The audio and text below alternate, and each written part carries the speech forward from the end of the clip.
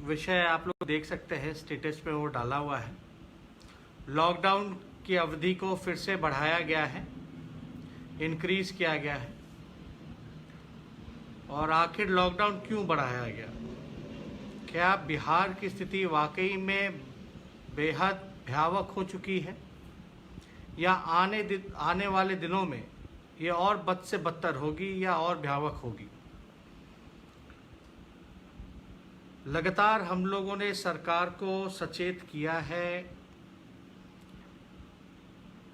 कि कोरोना को लेकर के जो इंतज़ाम होने चाहिए थे, टेस्टिंग होनी चाहिए थी, अस्पताल की व्यवस्था होनी चाहिए थी, या डॉक्टर या नर्सों की जो अभाव की जो कमी है, लगातार सरकार को सचेत किया गया कि बिहार जो है एक बेहद भयावह दौर से गुज़र रहा है, और जिसको देखते हुए हम सब लोगों को एहतियात बरतने की ज़रूरत है। लेकिन ये देखने को मिल रहा है कि बिहार में भगवान भरोसे सारी चीज़ों को छोड़ा गया है। आप जितने भी फेसबुक के जितने भी हमारे यूज़र्स हैं, आप सब लोगों को हम बताना चाहेंगे कि जो बात हम लोग लगातार कह रहे हैं कि बिहार में भयावह स्थिति है,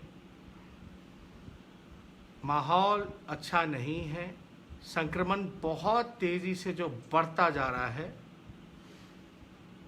उसको देखते हुए टेस्ट की संख्या को बढ़ाया जाए।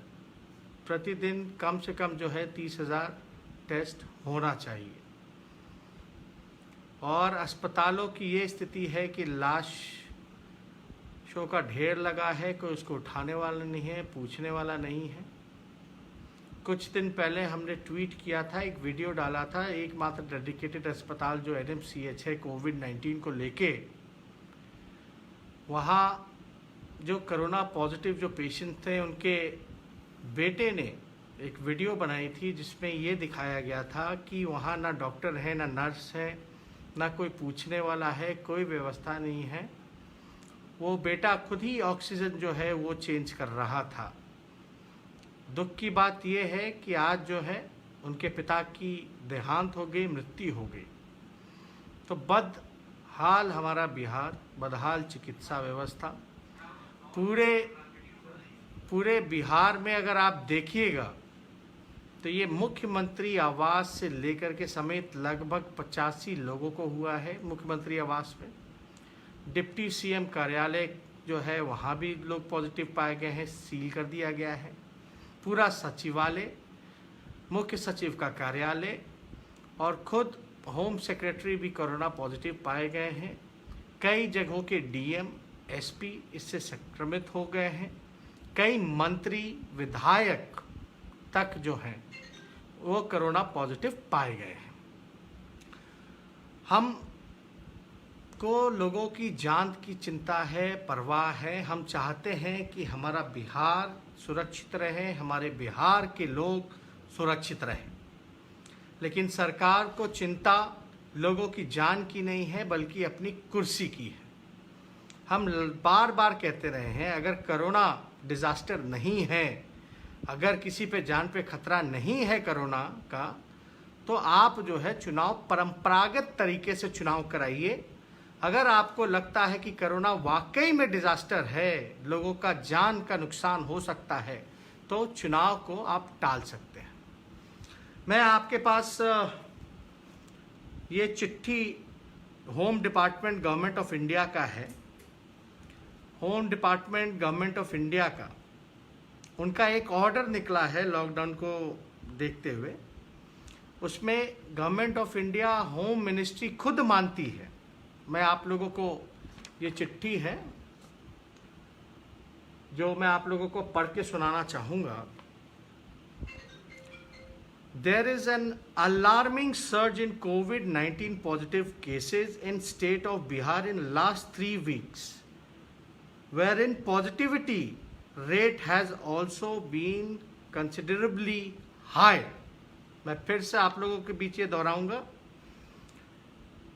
There is an alarming surge in COVID-19 positive cases in state of Bihar in last 3 weeks, wherein positivity rate has been also considerably high. इसमें बिहार सरकार इस चिट्ठी में खुद मान रही है कि जो पॉजिटिव केसेस जो हैं लास्ट के 3 हफ्तों में इसमें काफ़ी इजाफा बढ़ोतरी हुई है, और बिहार सरकार ये भी मान रही है कि there is an alarming surge in COVID-19 positive cases. यानी ये अलार्मिंग सर्ज हो चुका है पूरी तरीके से। आने वाला समय जो है और भी भयावह होगा। जो जानकार हैं, हेल्थ के जानकार हैं या यूएन है, ये खुद मानते हैं कि आने वाले महीनों में यानी फरवरी के माह में ये बद से बदतर और हो जाएगा। यानी अगस्त, सितंबर, अक्टूबर में इसका संक्रमण जो है और तेजी से फैलेगा, और ऐसी स्थिति बिहार में आ जाएगी कि जो डेथ रेट है वो भी बढ़ रहा है, तो एक एक दिन में लाखों लोगों का लाश जो है आपको देखने को मिलेगा। ये स्थिति बिहार में पैदा हो रही है। आप सब लोगों को पता है कि उत्तर बिहार पूरी तरीके से बाढ़ से जूझ रहा है। पूरा गांव, काफ़ी गांव जो है वो डूब चुका है। जब खुद सरकार के लोग, मुख्यमंत्री सुरक्षित नहीं है, पॉजिटिव पाए जा रहे हैं, पूरा कैबिनेट पॉजिटिव पाया जा रहा है, पूरा सचिवालय, अधिकारी, आईएएस, आईपीएस, पुलिस महकमा, नर्सेस, डॉक्टर, 2 हमारे डॉक्टरों का देहांत हो चुका है, और काफ़ी बड़ी संख्या में डॉक्टर्स भी जो हैं, नर्सेस भी जो हैं, वो पॉजिटिव पाए जा रहे हैं। और कल जो डॉक्टर की खबर आई, 2 डॉक्टरों की देहांत हो गई कोविड-19 से। हम लोग दर्जा दिए हैं कि ये कोरोना योद्धा हैं, देश के लिए लड़ रहे हैं, और अपने जान को खतरे में डालते हुए जितने हमारे डॉक्टर्स हैं वो जो जान को खतरा में डालते हुए देश की सेवा कर रहे हैं, आपकी सेवा कर रहे हैं।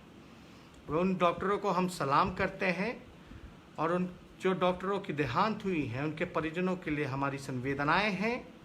और हम चाहेंगे कि ऐसे डॉक्टर जिन लोगों ने जान पे खेल करके अपनी जान की बिना परवाह किए हुए जान उनकी चली गई, उन दोनों डॉक्टर के परिवारों को 1-1 करोड़ रुपया हम चाहेंगे कि सरकार उनको देने का काम करे, और शहीद का दर्जा भी उनको दिया जाए।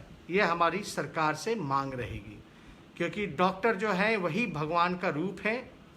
और आप सब लोगों ने एक बात कहीं ना कहीं पढ़ा होगा, देखा होगा कि मंदिर इसलिए बंद है क्योंकि भगवान जो हैं वो अस्पतालों में काम कर रहे हैं।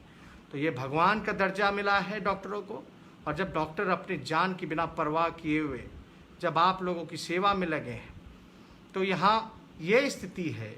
सरकार के सामने डॉक्टर भी धरने पे बैठे हैं कि भाई उनको भी पीपीई किट उपलब्ध कराई जाए।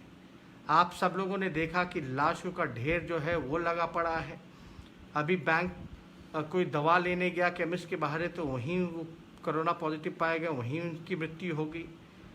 और अभी दुखद ये बात है कि गया में एक महिला के साथ गैंगरेप किया गया। वो गैंगरेप कहाँ किया गया? आइसोलेशन वार्ड में किया गया था, लॉकडाउन के पीरियड में।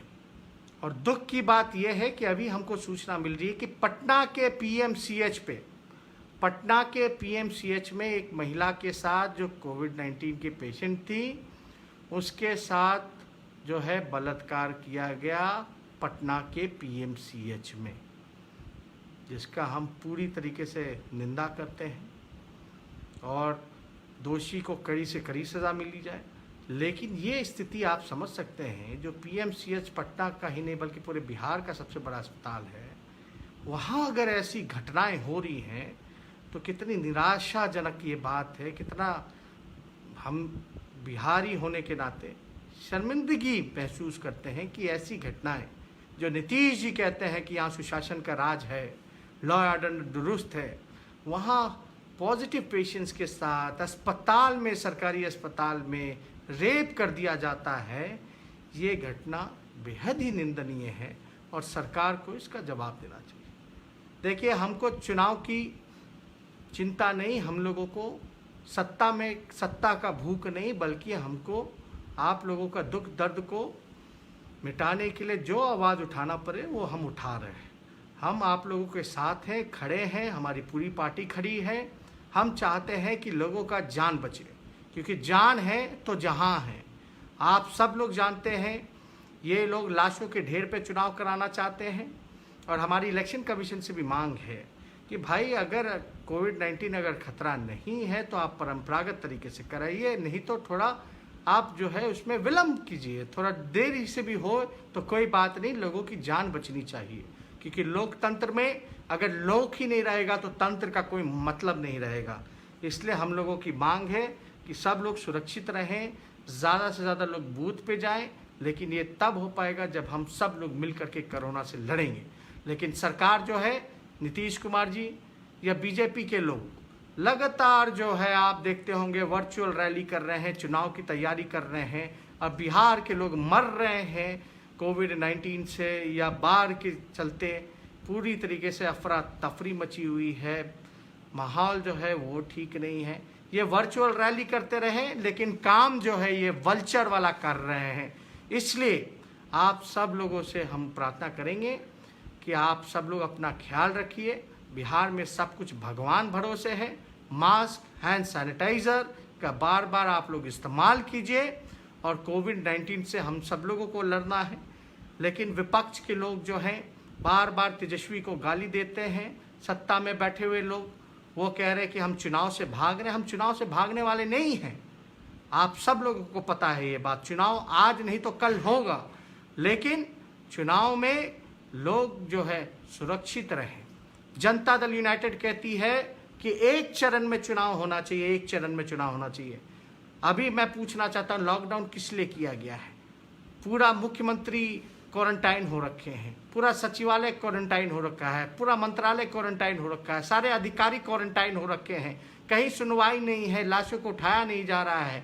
इस हालत में चुनाव कराना कितना उचित है वो आप लोगों को निर्णय करना है, आप लोगों को आवाज़ उठाना है। हमारा बस यही कहना है कि जहां सब लोग क्वारंटाइन हो रखे हैं वहां इस स्थिति में ये चुनाव कितना सटीक रहेगा या नहीं रहेगा ये आप लोग सब लोग जानते हैं।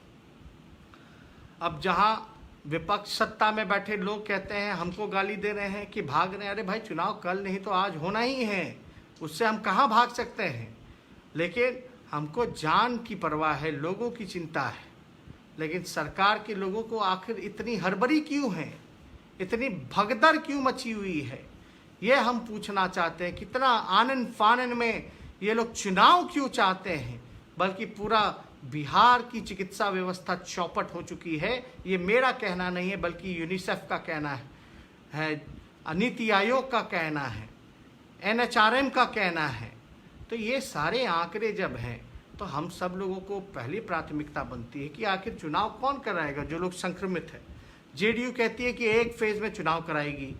हम कहना चाहते हैं कि नीतीश जी कहते हैं लॉकडाउन है, लॉकडाउन में घर के बाहर आप मत निकलिए, लेकिन दूसरे तरफ वो कहते हैं कि चुनाव कराएंगे और एक फेज में कराएंगे।